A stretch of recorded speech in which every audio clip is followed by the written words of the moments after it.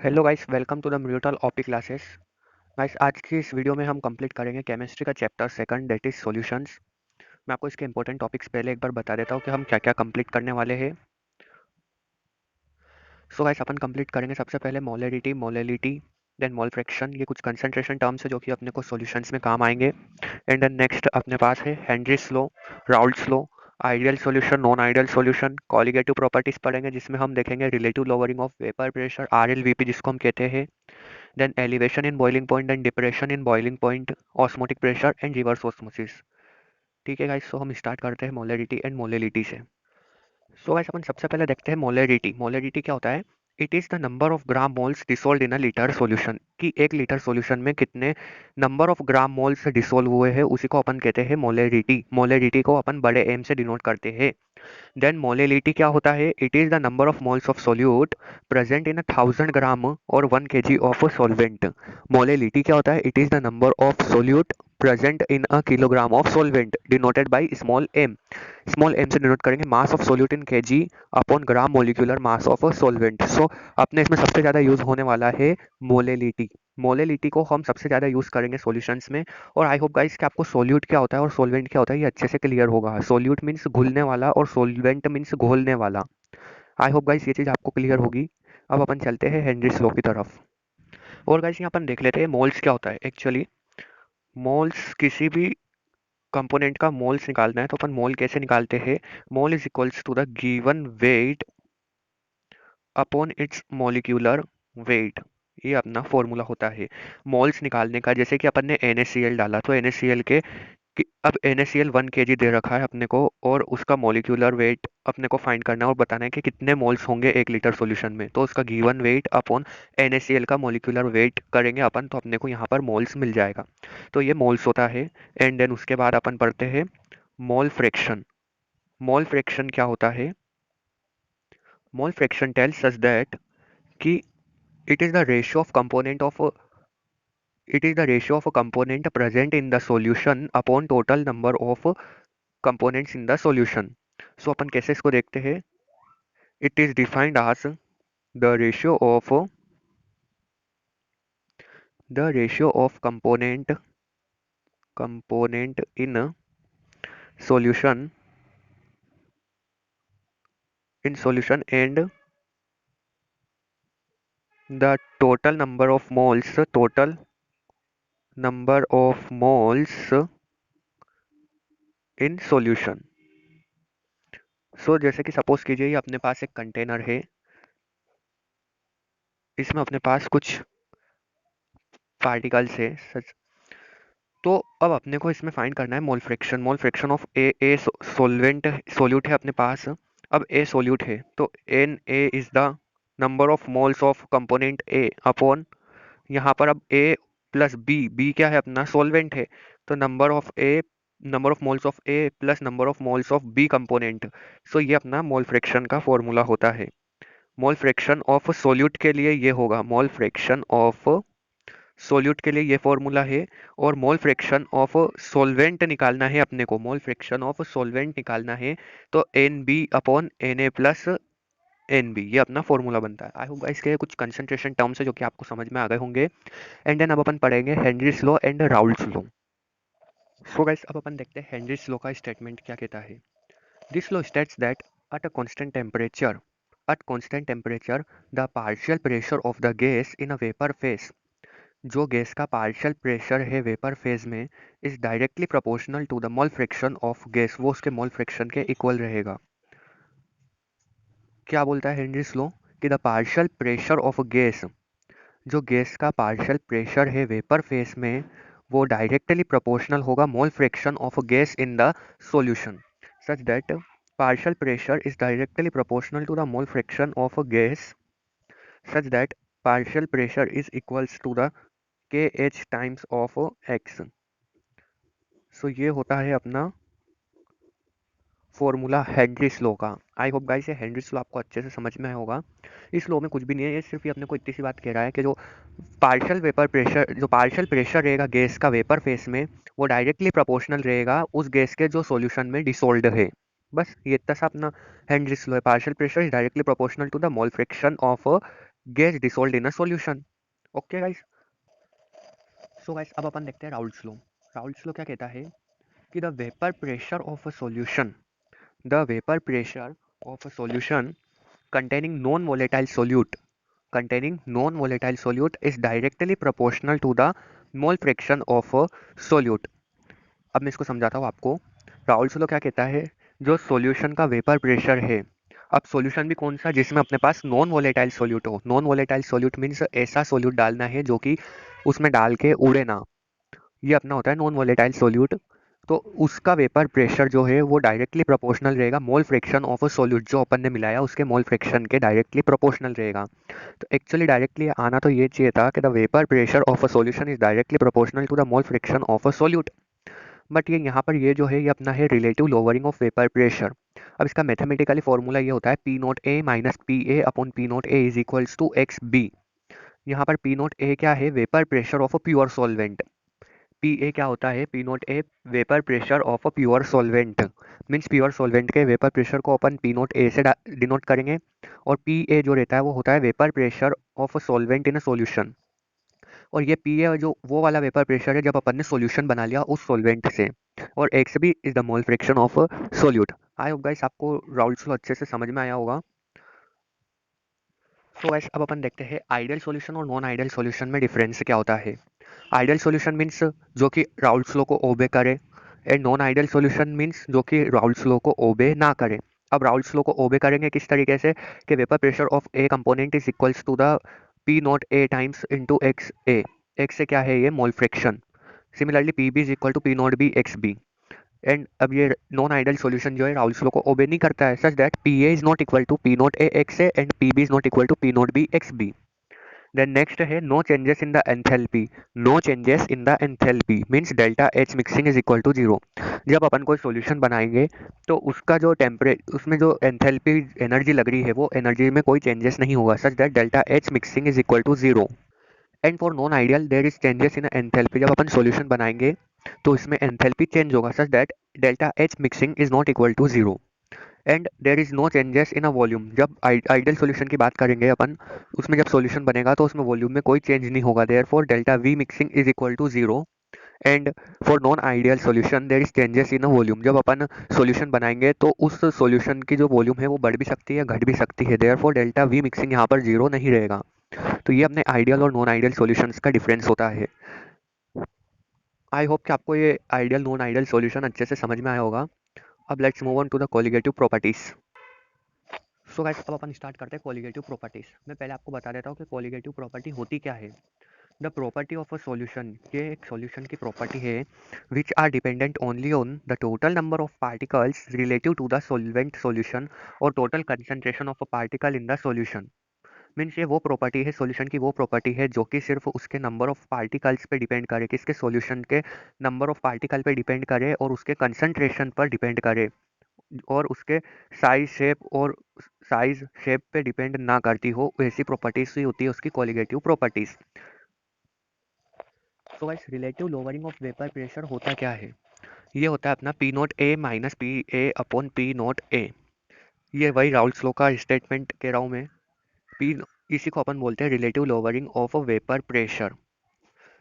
जहाँ पर P note A क्या था, it is the vapour pressure of a pure solvent and P A is vapour pressure of a solution is equals to the mole fraction of a solute present in a solution। So guys अब इसका एक derivation आता है अपने पास कि prove that the relative lowering of vapour pressure is equals to the mole fraction of a solute. So अब अपन इसका डेरिवेशन देखते हैं।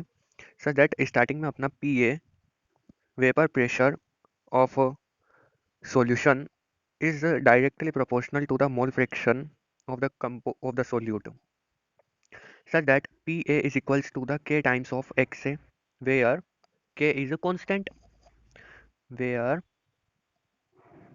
K is a constant.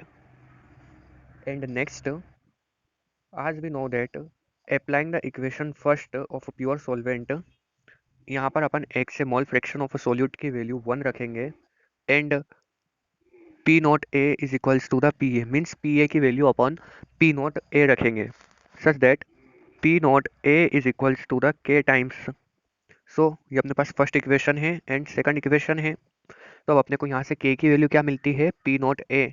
जब अपन यहाँ पर पी नॉट ए रखेंगे तो P A is equals to the P not A into X A. ये यहाँ तक आया आपको समझ में? बिल्कुल। अब X is the mole fraction of a solvent in the solution. अब एक्स से क्या होता है अपना यहाँ पर, X A is mole fraction of solvent in a solution. ये सॉल्वेंट का मोल फ्रैक्शन है। And X B is mole fraction of solute in the solution such that xa plus xb is equals to the 1 for a ideal solution xa plus xb equal to 1 होता है। Such that अब अपन यहाँ से value निकालेंगे x ए के लिए, तो x ए की वैल्यू क्या आ जाएगी अपने पास, 1 माइनस एक्स बी। ये अपने पास वैल्यू आ गई। अब अपन जब इसमें एक्स ए की वैल्यू पुट करेंगे in the equation third, then we get P A is equals to the P not A into 1 minus X B, such that PA is equals to the P naught A minus P naught A into X B. जब अपन इसको इधर भेजेंगे तो ये हो जाएगा P naught A into X B is equals to the P naught A minus P A और X B is equals to the P naught A minus P A upon P naught A। ये आ गया अपने पास derivation, वही answer आ गया Raoult's law का, that the relative lowering of a vapor pressure is equals to the mole fraction of a solute present in the solution। ये वही चीज़ आएगी अपना। यहाँ पर आपको गाइस बस इतना सा ध्यान रखना है कि पी नोट ए क्या है और पी ए क्या है। पी नोट है अपना, पी नोट ए क्या होता है अपना, vapour pressure of a pure solvent and P A क्या होता है अपना, vapour pressure of solvent in a solution. बस ये हो गया। अब आपको गाइस बहुत आसानी से, आई होप कि बहुत अच्छे से समझ में आएगा relative lowering of vapour pressure क्या होता है और इसका ये डेरिवेशन एग्जाम में आता है। अब नेक्स्ट गाइस अपन देखते हैं, elevation in a boiling point. तो एलिवेशन इन बॉइलिंग पॉइंट, पहले तो ये देखिए बॉइलिंग पॉइंट होता क्या है। When the vapour pressure of a solution is equals to the atmospheric pressure then it is called the boiling point.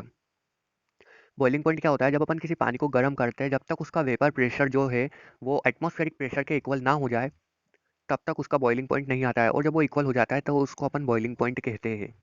I think कि आपको यहाँ पर बॉइलिंग पॉइंट समझ में आया होगा कि बॉइलिंग पॉइंट किसको कहते हैं। सो गाइस अब अपन देखते हैं कि एलिवेशन इन बॉइलिंग पॉइंट होता क्या है। मैंने आपको इसको इस पॉइंट्स में कट करके बताया है, आप इसको एग्जाम में पूरा लिखना। ये समझाने के लिए मैंने ऐसे लिखा है। तो vapour pressure of a solution, जो सॉल्यूशन का जो वेपर प्रेशर रहता है वो हमेशा vapour pressure of pure solvent से कम रहता है। ये चीज़ मैंने आपको पहले भी बताई है, इसीलिए तो अपन लिखते हैं कि P not A minus P not B, क्योंकि vapour pressure of pure solvent is always more than the vapour pressure of solution. तो अब यहाँ पर बात क्या है कि जो सॉल्यूशन का जो वेपर प्रेशर है वो हमेशा कम रहेगा प्योर सॉल्वेंट के वेपर प्रेशर से, जिसकी वजह से क्या होगा, boiling point of solution is greater than the boiling point of solvent. Means अब अपने को ये याद रखना है कि अगर वेपर प्रेशर कम होता है तो बॉइलिंग पॉइंट ज़्यादा होता है। That means and boiling point vapour pressure and boiling point is inversely proportional to each other. They both are inversely proportional to each other. अगर वेपर प्रेशर ज़्यादा है तो बॉइलिंग पॉइंट कम होगा, अगर वेपर प्रेशर कम है तो बॉइलिंग पॉइंट ज़्यादा होगा। सिमिलरली यहाँ पर वेपर प्रेशर ऑफ सॉल्यूशन अगर कम है तो boiling point of a solution ज़्यादा रहेगा और boiling point of a solvent कम रहेगा। और इन दोनों का जो डिफरेंस है T B minus T B nought, इसी को क्या बोलेंगे अपन, इसी को बोलते हैं elevation in the boiling point. अब इसका एक छोटा सा डेरिवेशन है अपने पास, मैं उसको अभी सोल्व करूंगा। मॉलिक्यूलर वेट निकालने के लिए डेरिवेशन इसका, उसको अपन अभी सोल्व करेंगे। सो लेट्स सी दैट अब इसका जो डिफरेंस है डेल्टा टी बी जो है is directly proportional to the molarity, is directly proportional to the molarity of a solute, molarity of solute के इक्वल होगा। And such that delta T B is equals to the K B times और into M. अब यहाँ पर अपना ये के B क्या है, ये कुछ एक्स्ट्रा नॉलेज के लिए मैं आपको बता रहा हूँ। ये के बी जो है इसको अपन बोलते हैं इब्यूलियोस्कोपिक कांस्टेंट। इब्यूलोस्कोपिक कांस्टेंट। सो यहाँ पर ये delta B is equals to the K B times of molarity. So guys अब अपने को पता है मोलरिटी क्या होता है, number of moles of solute, number of mole of solute, solute upon weight of solvent into 1000। So molarity का formula क्या होता है, नंबर ऑफ मोल्स क्या होता है, given weight upon its molecular weight. यहाँ पर मैं बी इसलिए लिख रहा हूँ, B denote for the solute, and upon weight of a solvent. Weight of a solvent क्या होता है अपना, weight of A into 1000। So जब अपन यहाँ पर एम की मोलरिटी की वैल्यू पुट करेंगे इस इक्वेशन में, delta T B is equals to the K B times of W B into 1000 upon W A into M B. अब अपने को यहाँ क्या निकालना है, मोलिकुलर वेट ऑफ सोल्यूट, कि कितना सोल्यूट अपन ने डिसोल्व करा, किस मोलिकुलर वेट का सोल्यूट डिसोल्व करा, which is equals to the K B into W B into 1000 upon W A into delta T B. तो गाइस ये होता है अपना डेरिवेशन। आई होप गाइस कि आपको ये चीज़ अच्छे से समझ में आई होगी। अब अपन नेक्स्ट देखते हैं depression in a freezing point. So guys freezing point, depression in freezing point पढ़ने से पहले अपने को ये याद होना चाहिए कि फ्रीजिंग पॉइंट होता क्या है। तो फ्रीजिंग पॉइंट की डेफिनेशन है the temperature at which the vapour pressure of solid, solid का वेपर प्रेशर जो है is equals to the vapour pressure of a liquid. जब ये दोनों चीज़ इक्वल हो जाएगी तभी अपन उसको उसका फ्रीजिंग पॉइंट कहेंगे। सो गाइस अब next depression in freezing point को अपन कैसे कहते हैं, ये भी वही change in the freezing point है। So such that T not F be the freezing point of a solvent is the freezing point of a pure solvent। Pure solvent का फ्रीजिंग पॉइंट क्या है, T not F, and T F क्या है, freezing point of a solution.